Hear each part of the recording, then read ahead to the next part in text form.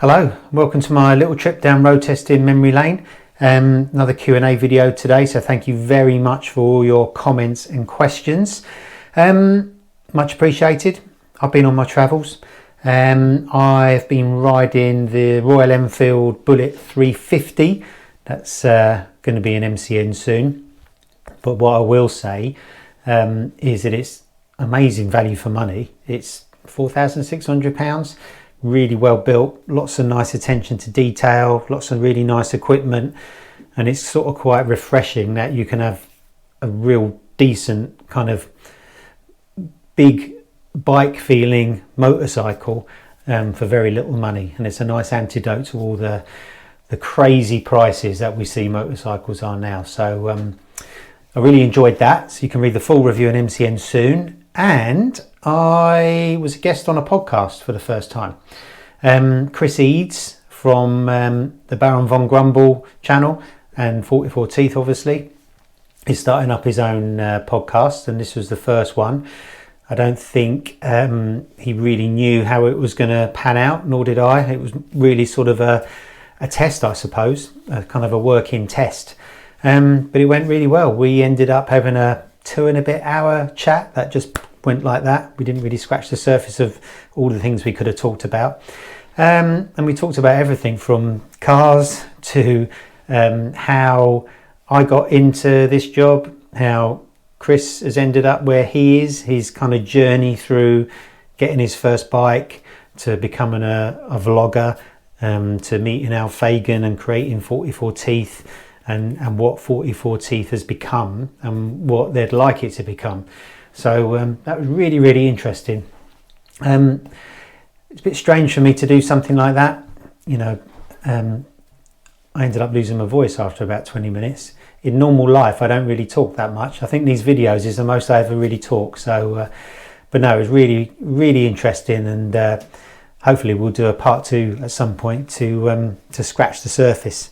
But in the meantime, let's answer some questions. So the first one today is from D. Lee. Hey mate, I'd love to hear what you had to say on trickle down tech onto smaller and smaller bikes. Kawasaki put traction control into their 650 range this year. The new ZX4R has it, and also their Asia only ZX25R. And I saw just recently that Yamaha put traction control and variable valves in their 125s in the UK. Is there a line where it's too much or just pointless? Have we already crossed it? Great question. The big electronics debate. We've been talking about electronics really since they surfaced, you know, right when ABS started being put on bikes, to traction control, to wheelie control, to launch control, to slide control, to riding modes, quick shifters, all of those things designed to kind of help us as riders be safer, enjoy the performance of our bike more, make it all more convenient, that kind of stuff. A lot of people are against electronics. A lot of people don't want anything in the way of their riding ability. Some people think that electronics put unnecessary costs on bikes, which may or may not be true. From a personal point of view, I've got nothing against electronics, but to be honest, in normal life, riding on the road, I think that most experienced riders wouldn't know if traction control is on or off anyway, because you ride in a way where you're not riding on the edge of grip on the road. You know, where electronics are good is in an emergency situation that you're not expecting, where traction control can save your skin if you go over gravel or something like that. On a track, again, you can ride with or without them. I don't think that anybody really goes around a corner on a track and just pins a throttle. If you did, you just go wide. So again, I think electronics can be a useful riding aid. I use them myself on my race bike just to find the limit of grip much faster than I would have done normally. So say without electronics, it might take me a day during the weekend or all weekend to find the grip of a rear tyre, inching up to the limit, because I'm not a professional rider that can just spin a tyre all the time. So I use the traction control as a buffer. So I set it really intrusive to begin with. I ride right up to the limit. I know it's going to work, and then I start bringing the traction control down, and I get to a point where the tyre's slipping. I wouldn't say spinning, just slipping. So I think electronics are really good in that case. In terms of putting them on smaller and smaller bikes, you could argue that small capacity bikes that haven't got a lot of power don't need electronic assistance. But this is what I think. As an experienced rider, and I'm sure everyone can relate to this, your knowledge of things just grows every time you ride.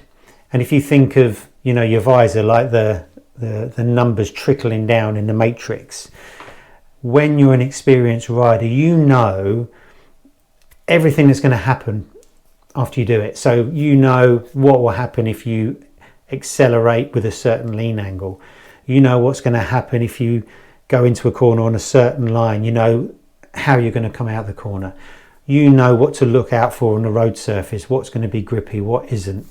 If it's a wet road, you can tell the dry wet bits and the slippy wet bits. All of these things are flowing down your visor, and you can kind of make judgments the whole time. When you first start to ride, you've got none of those things. When you very first start riding, you've got 2 or 3 trickles. You've got how to use the clutch, how to open the throttle, how to balance, and all those other things you just don't know about because you haven't got the experience yet.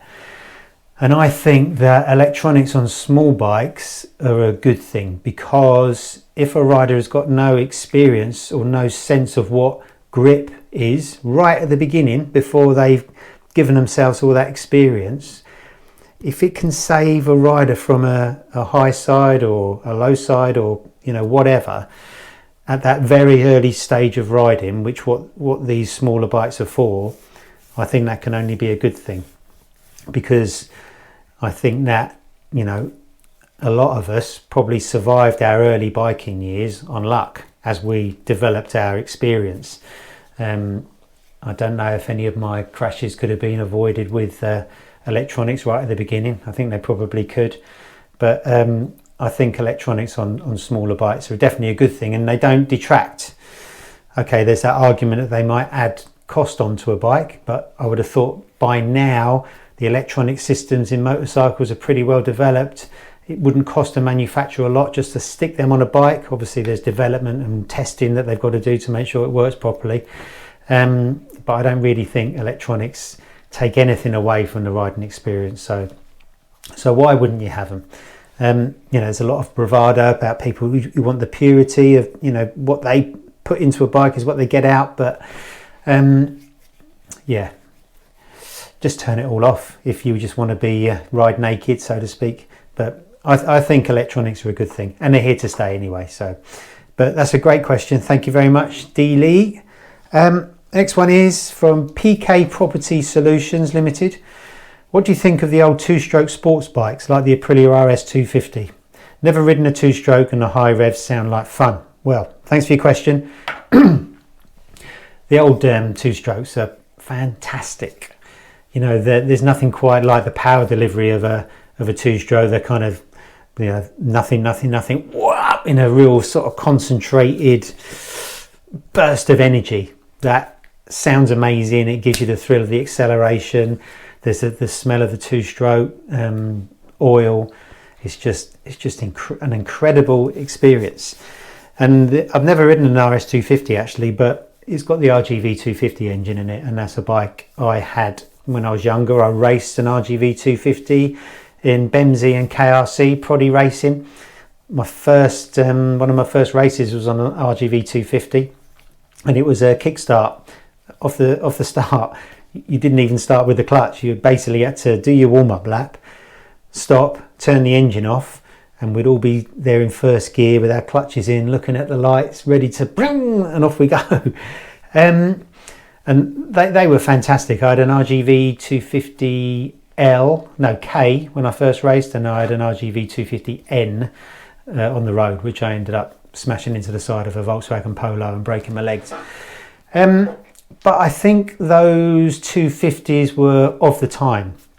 At the time, those 250s were kind of they were the closest thing you could really buy to a 500c Grand Prix bike, which was kind of the be all and end all. It had probably the most technology and the nicest chassis parts and the nicest suspension, because super bikes of the day were kind of big old jelly molds, really. You know, if you think of an old GSX-R 1100 or something like that, 600s hadn't really evolved. They were cheap and cheerful.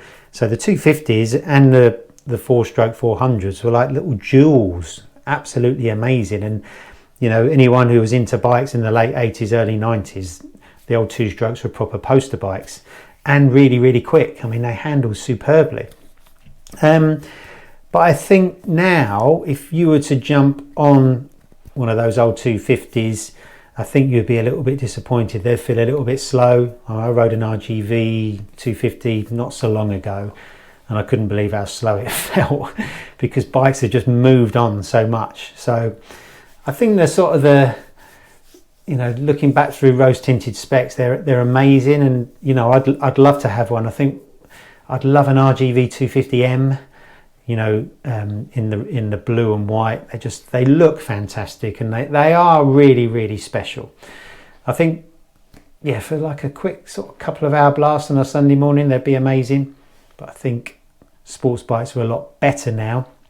I think 2-stroke oil is quite expensive as well, isn't it? But you know, nothing will gather a crowd as fast as a 250 sports bike being revved up.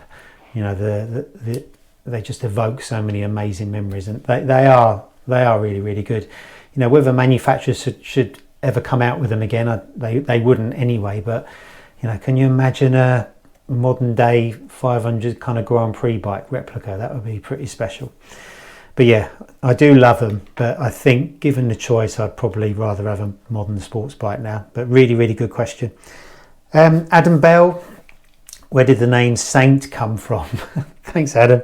Well, it's kind of Margate rhyming slang.